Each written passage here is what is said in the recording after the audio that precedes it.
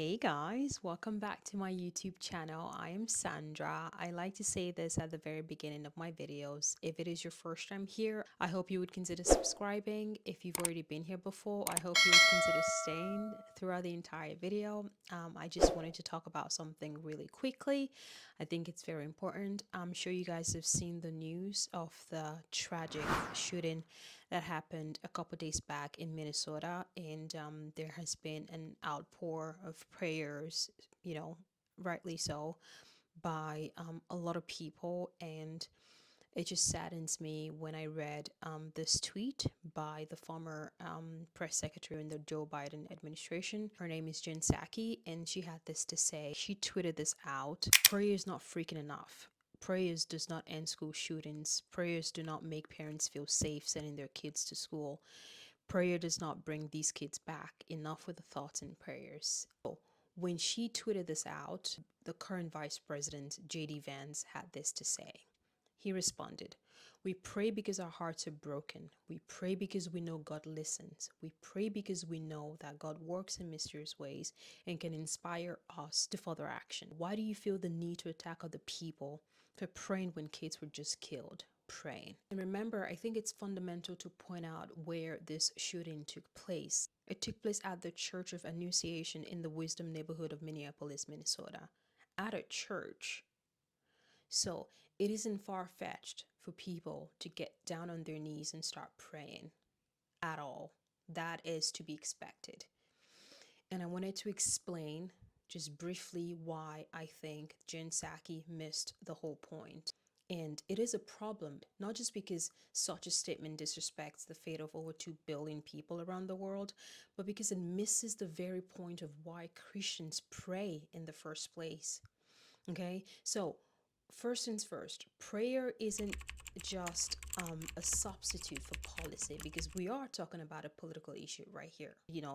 Whether or not you are in support of gun laws in America, or you think that because it's part of the Constitution, Americans should be able to bear arms, where while others are saying that's not the problem. The problem is there should be more regulations so that people who do not respect laws should not be allowed to own arms. I think the point that she missed is that we don't pray because we're lazy. We don't pray because we don't want solutions. All right, it's the exact opposite. We pray because we believe that wisdom and guidance ultimately comes from God. In fact, the Bible tells us that if anyone lacks wisdom, let him ask of God, who gives generously. So we pray because human leaders and policies and systems will never be able to fully answer questions or bring solutions. Okay, you know why? Because they are limited. But you know who and what isn't? God. God isn't limited. That is one of the reasons Christians pray. It isn't because we're lazy. It isn't because we don't want solution. It's because we run to the one who has all the solutions. Secondly, history has showed us that policies can change laws, for sure. We know that for a fact, okay? But they don't change hearts. Because mind you, someone who decides to go into a building and shoot and kill innocent people, that isn't something that a law can fix. You can legislate rules, but you cannot legislate righteousness. That's why Christians pray. We pray for transformation that goes beyond what policies can reach. When anyone mocks prayer, you're not just mocking words in air. You're dismissing the very act of asking God for wisdom, peace, and change. Remember, you want to solve spiritual matters with human means. It is not possible. People before you have come and done it. It doesn't change anything. All right? It absolutely doesn't change anything, because there's no way you can solve spiritual matters by using worldly means or human means. It doesn't work. And finally, when Jen Psaki downplays prayer, she's not just taking a jab at Christians. She's insulting a faith that is practiced by billions of people all around the world. And at the end of the day, policies may guide a nation, but prayers connect us to the one who rules over all nations.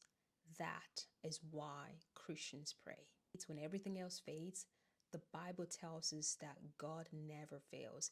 His word is solid, it doesn't change. So when tragedy hits, you go down on your knees before you do anything else and you pray to the one who is able to give you the strength to overcome and the wisdom to know what to do next. We pray, Psaki, because we know the one who is able to transform hearts. That is why we pray. All right, you guys, I will leave you now. I hope you enjoyed this little video of mine. I will see you guys all in the next one. Do not forget to like, share, and obviously let me know what you think in the comment section. Okay, bye.